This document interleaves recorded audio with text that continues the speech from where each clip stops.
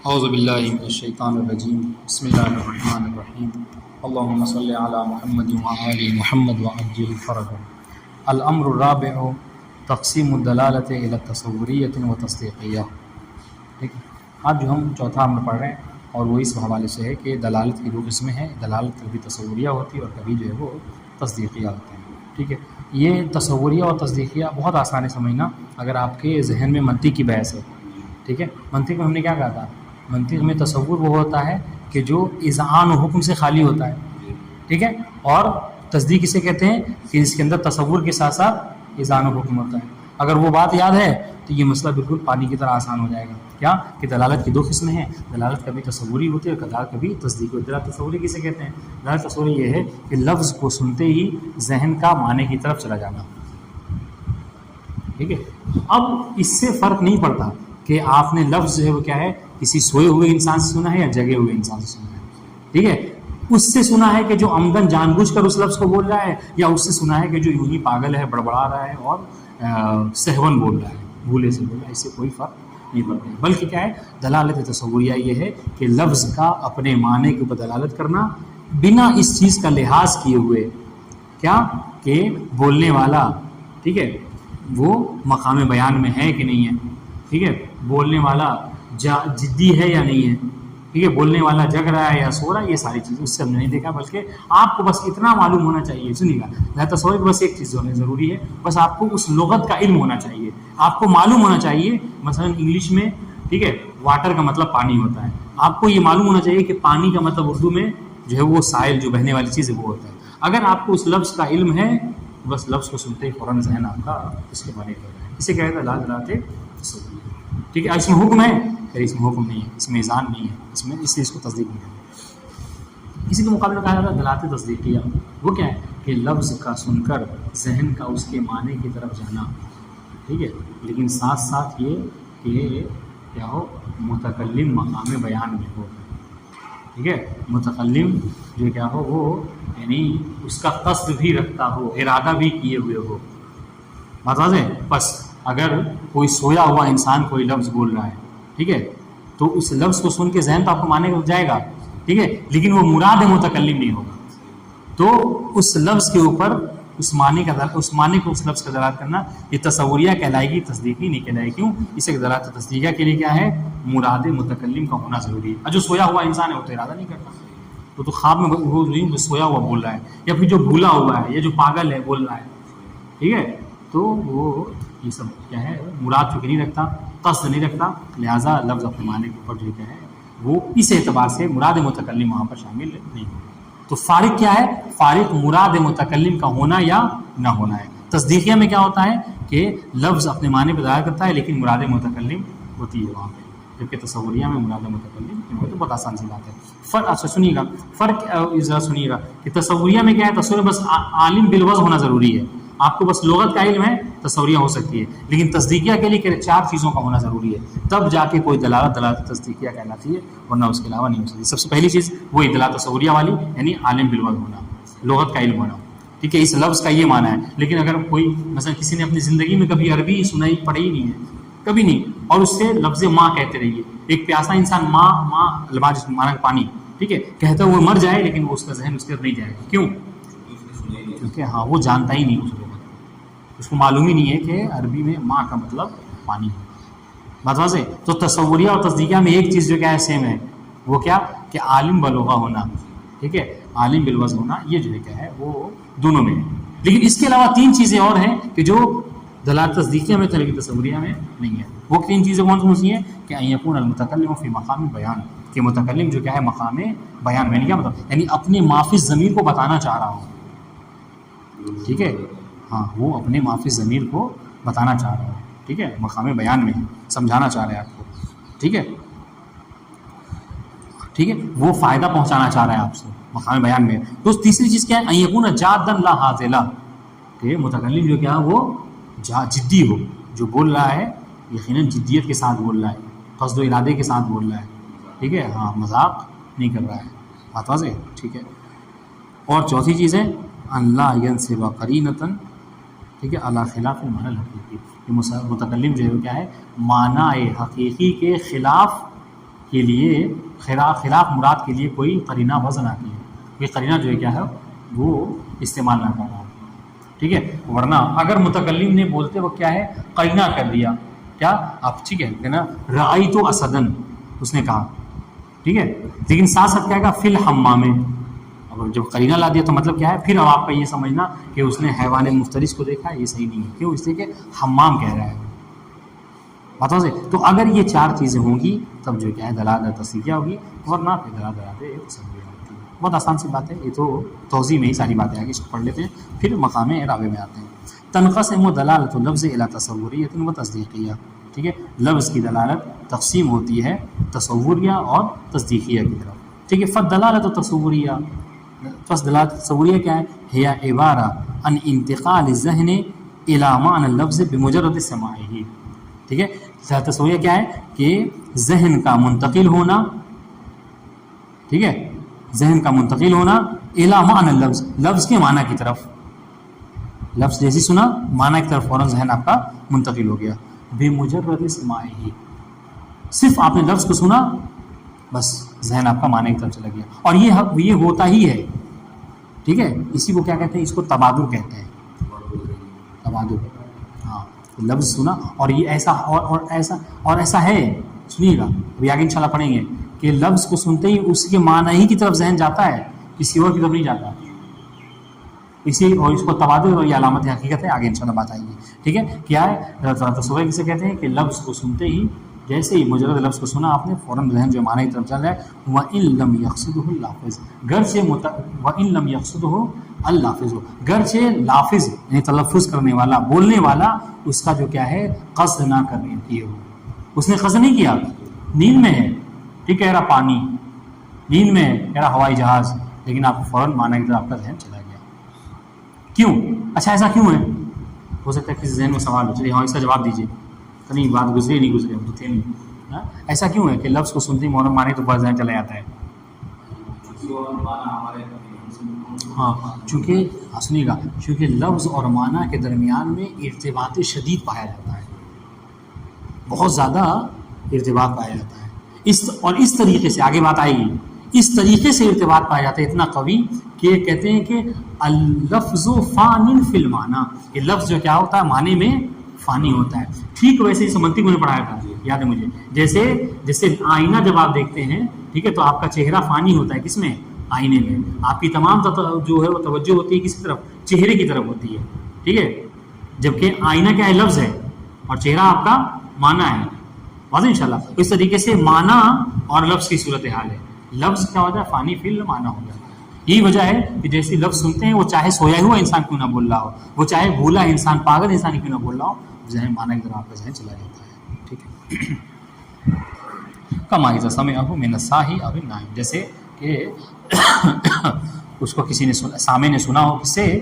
کسی سوئے ہوئے سے، یا پھر صاحی سے، یعنی جو سرو کر رہا ہو، بھولے سے بول رہا ہو. لیکن پھر بھی بہرحال سنتے ہی لفظ کو معنی کی طرف ذہن آپ کا جائے گا. کیوں؟ اس لیے کہ ارتباط شدید پایا جاتا ہے. وہ اما دلالت تصدیقیہ، لیکن جو دلالت تصدیقیہ ہے فہیہ دلالت اللفظ علی المعنی، تو یہ ہے وہ یہ ہے کہ لفظ کا دلالت کرنا علی ان المعنی مراد للمتکلم و مقصود لہ، اس طریقے سے ہے کیا کہ لفظ کا معنی کی دلالت کرنا اس اعتبار سے کہ جو معنی ہے وہی مراد متکلم ہے اور وہی مقصود متکلم ہے. بات واضح، یعنی متکلم نے اس کا ارادہ کیا ہے، متکلم نے اس کا قصد کیا ہے، ٹھیک ہے. فہیہ دلالت اللفظ علی ان المعنی مراد للمتکلم و مقصود لہ، ٹھیک ہے. وہ لفظ کو دلالت کرنا اس اعتبار سے کہ یہ معنی مراد متکلم ہے، یہ معنی مقصود متکلم ہے. اس کو کیا کہتے ہیں ہم؟ دلالت. فالدلالت الاولی تحصل بالعلم باللغہ، دیکھیے گا وہ جو باتیں کی تھی. تو جو پہلی والی دلالت ہے، کون سی دلالت ہے؟ تصوریہ. یہ جو کیا ہے یہ حاصل ہو جاتی ہے صرف ایک چیز سے، وہ کیا ہے کہ اگر آپ عالم باللغہ ہیں.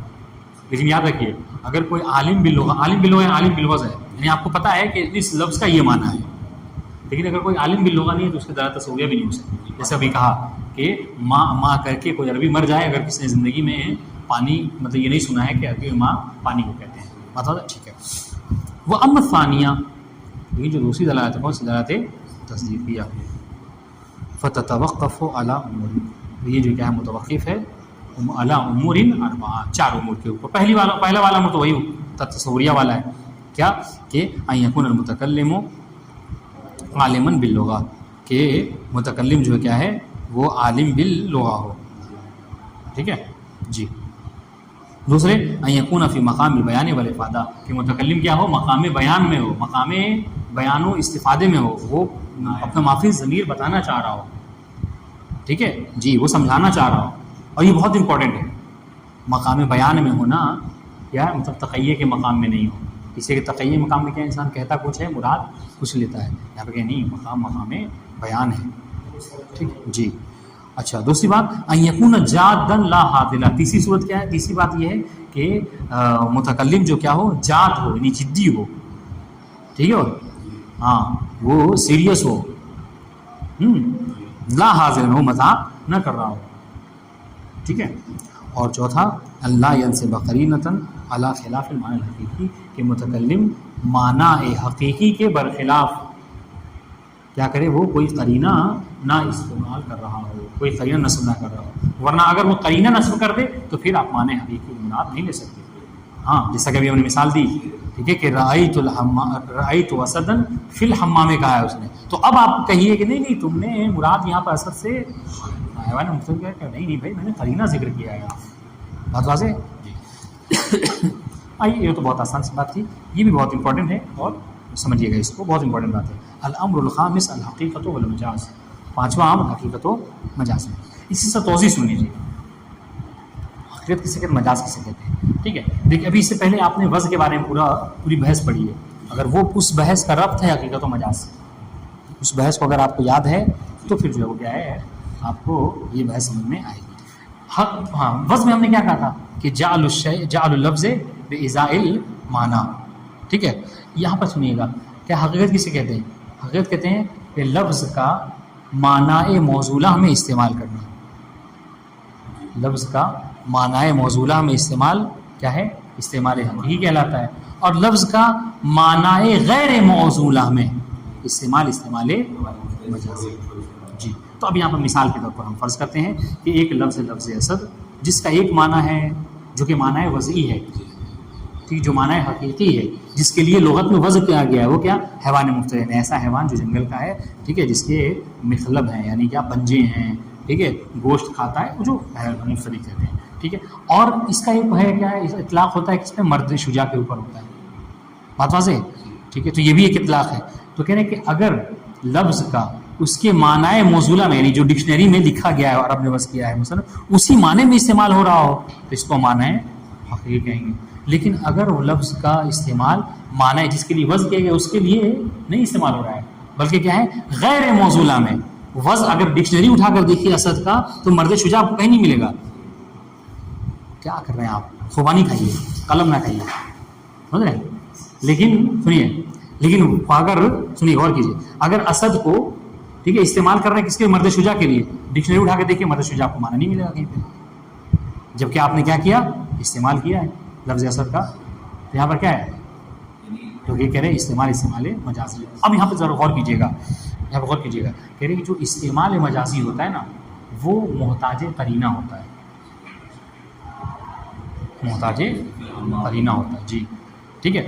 और मोहताज करीना इसलिए होता है कि अगर आपने करीना नस्ब नहीं किया, ठीक है, और कह दिया फ़कत क्या है रअयतु असदन, तो सामने वाला क्या मुराद लेगा, वो हैवान मुख्तलिफ समझेगा, हैवान मुख्तलिफ। हम कह रहे कि नहीं आप गलत समझे मेरी बात से, हम तो हैवान मुख्तलिफ नहीं कह रहे थे, हम तो मर्द शुजा कह रहे थे। तो सामने वाले को एहतजाज करेगा मेरे पे, वो दलील देगा, कह रहे कैसी बातें कर रहे हैं आप, आपने रअयतु असदन कहा और बिना करीने के कहा है, तो बिना करीने के तो माने हकीकी मुराद लिया जाता है, ठीक है। बस याद रखिए कि जो माना मजाजी होता है ना, वो मुमताज होता है किसका, करीना। अब गौर कीजिएगा, अगर ये करीना, देखिएगा, अगर ये करीना, ठीक है, शबाहत वाला है तो मजाज की 2 किस्में, मजाज कभी क्या है इस्तिआरा होता है, कभी मजाज मुरसल होता है। अगर ये करीना शबाहत है, शबाहत यानी क्या कि माना हकीकी और माना मजाजी में तशबीह पाई जाती है, शबाह पाई जाती है, ठीक है, कोई चीज़ जो क्या है सेम है दोनों के दरमियान में, तो इसको क्या कहते हैं, इसको इस्तिआरा कहते हैं, इस्तिआरा।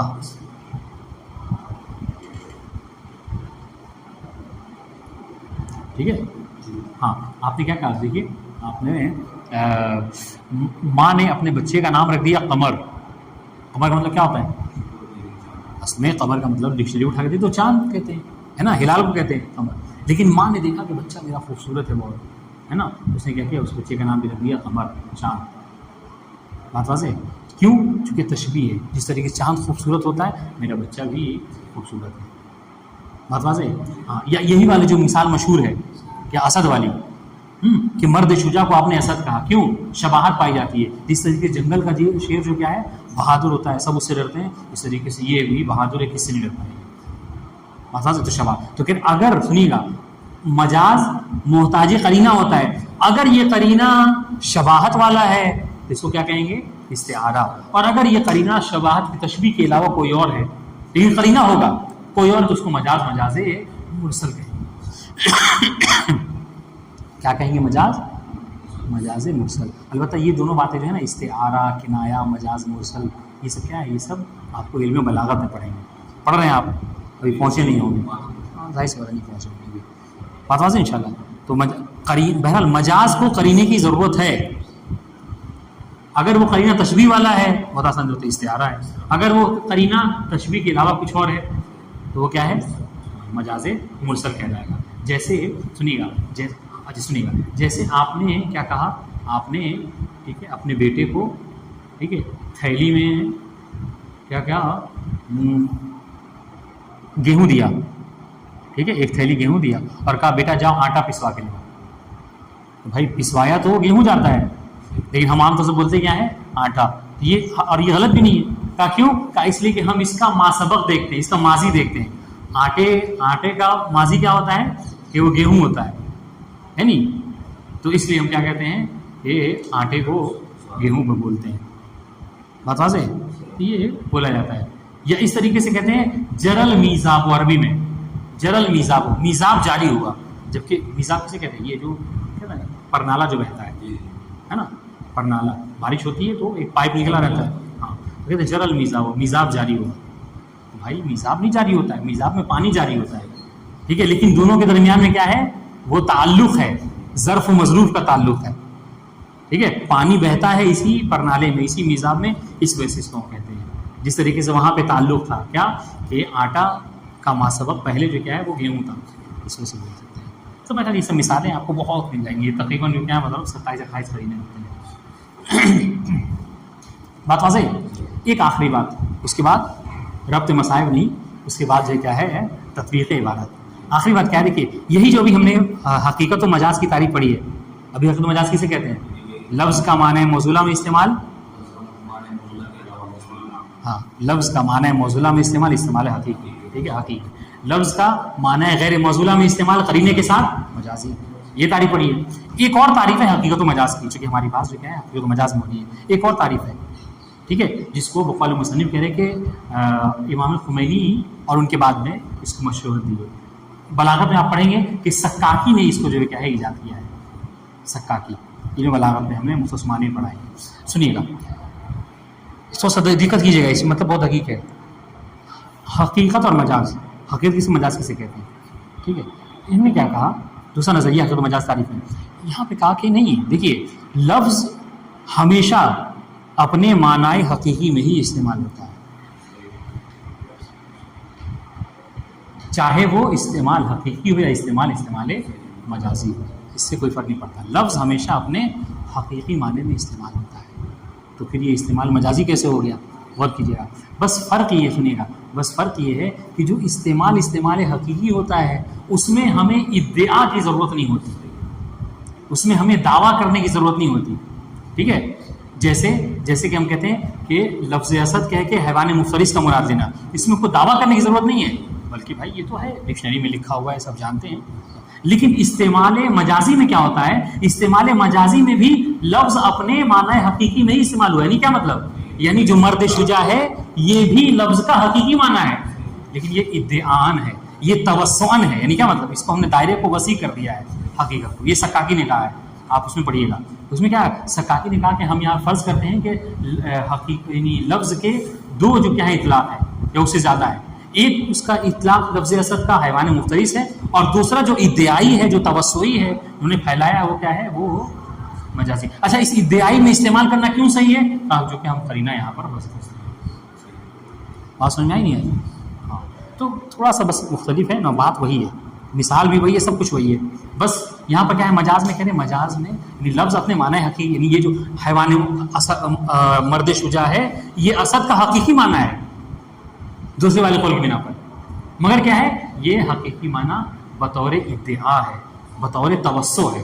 جب ہم نے لفظ اسد میں توسع کیا، ہم نے کہا کہ لفظ پہلے جو کہتا تھا کہ لفظ اسد کا بس ایک معنی ہے حیوان مفترس، ہم کہیں نہیں، لفظ اسد ایک معنی نہیں ہے، بلکہ اگر اس کو زیادہ پھیلائیے تو لفظ اسد کا ایک معنی جو کیا ہے اسد وہ ہے حیوان مفترس ہے، اور دوسرا معنی مرد شجاع ہے. ٹھیک ہے، لیکن اگر دلیل کے ساتھ استعمال وہ قرینے کے ساتھ استعمال. والسلام علیکم ورحمۃ اللہ. الامر الخامس الحقیقت والمجاز. الاستعمال الحقیقی ہوا اطلاق لفظ و ارادت ما وضع له، یہ پہلا والا جو مشہور ہے.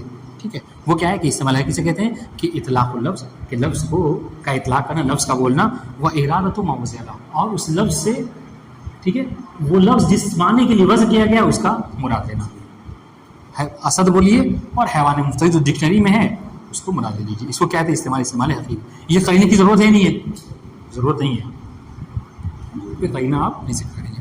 کا اطلاق الاسد ہے و ارادت الحیوان المفترس. آزاد ان شاء اللہ. ٹھیک ہے. و اما المجاز، مجاز کیا ہے؟ کہہ رہے کہ فہو استعمال لفظ فی غیر ما وضع له، لفظ کا استعمال کرنا، لفظ کا اطلاق کرنا ایسے معنی کے اوپر جو معنی اس کا موصولہ نہیں ہے، جس کے لیے وضع نہیں کیا گیا ہے. لیکن یاد رکھیے جب وضع نہیں کیا گیا ہے تو حیوان مفترس کے علاوہ بہت سے ایسے معنی ہیں کہ جس کے لفظ اسد کو نہیں وضع کیا گیا ہے. تو کیا ہم سب میں استعمال کر سکتے ہیں؟ کہا نہیں، آپ سب میں استعمال نہیں کر سکتے. ٹھیک ہے، مع وجود الالقاء، ٹھیک اردو نہیں رابطہ، اس معنی کے لیے آپ استعمال جس میں رابطہ موجود ہو، معنی حقیقی اور معنی مجازی کے لیے. ٹھیک ہے، ورنہ آپ ڈرپوک کو کہہ دیجیے کہ اسد ہے، یہ صحیح نہیں ہے.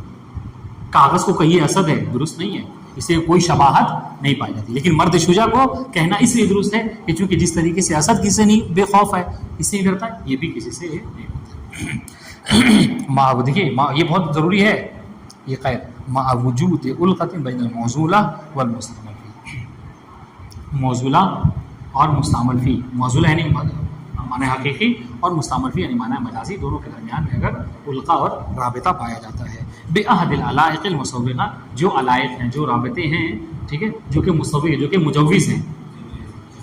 ہاں اور میں نے بتایا وہ تقریباً 27 ذکر کیے گئے ہیں. کا اطلاق الاسد و ارادت، کا اطلاق الاسد، ٹھیک ہے، و ارادت رجل شجاع، ٹھیک ہے، اسد کا اطلاق کرنا اور رجل شجاع کا اس سے مراد ہے. بات واضح ان شاء اللہ یہاں تک. ثم ان کانت الالقۃ، دیکھیے گا ابھی مجاز کی پھر دو قسم، مجاز کبھی مرسل ہے اور مجاز کبھی استعارہ ہے. ٹھیک ہے، میں نے آپ کو آسان لفظوں میں سمجھایا ہے. مجاز استعارہ کب ہوتا ہے؟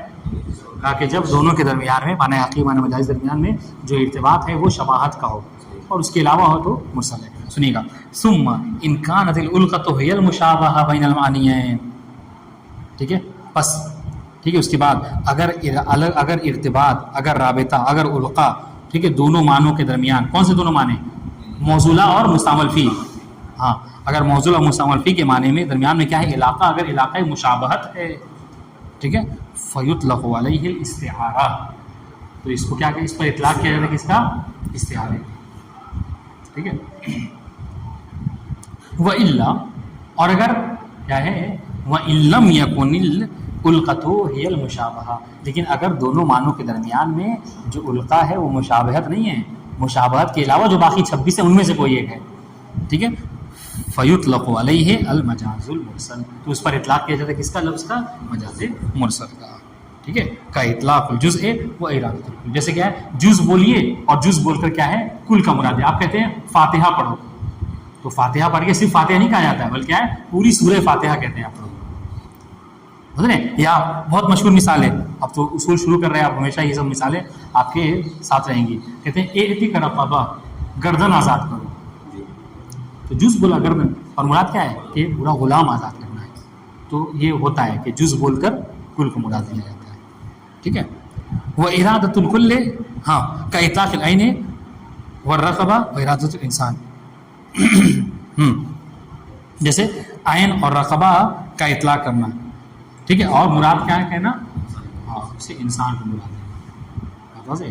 یہ سب جو کیا ہے یہ جز بول کر کل یہ سب کیا ہے مجاز مرسل میں سے ہے، بات واضح ہے؟ ٹھیک، ھذا هو التعریف المشہور للمجاز، یہ مجاز کی مشہور تعریف ہے۔ ایک اور تعریف ہے مجاز کی مشہور، ٹھیک ہے، وہ ہونا کا نظر آخر موافق للتحقیق، اور مصنف کے دیکھیے اختیار بھی ہے، مصنف نے بھی اس کو اختیار کیا ہے کہ یہ جو دوسرا والی مجاز کی تعریف ہے اس کو انہوں نے موافق حق کہا ہے، ٹھیک ہے، یہ زیادہ بہتر ہے ان کی نظر میں۔ وہاں حاصل ہو وہ کیا ہے کہ ان اللفظ، ٹھیک ہے، سواء کان استعمال حقیقی و مجازی، چاہے وہ استعمال حقیقی اور استعمال مجازی، دونوں میں کیا ہے ان لفظ یستعمل فیما وضع اللہ، جس ہم نے کہا کہ لفظ کبھی بھی غیر ما وضع اللہ میں استعمال نہیں ہوتا، بلکہ لفظ ہمیشہ موصولہ میں ہی استعمال ہوتا ہے، حتیٰ کہ مجاز میں بھی، حتیٰ کہ اسد بول کے مرد شجاع یہ بھی موصولہ ہے، آپ کہیں یہ کیسے موصولہ ہے، تو بس ہم نے کہا کیا کہ موصولہ ادعائی ہے،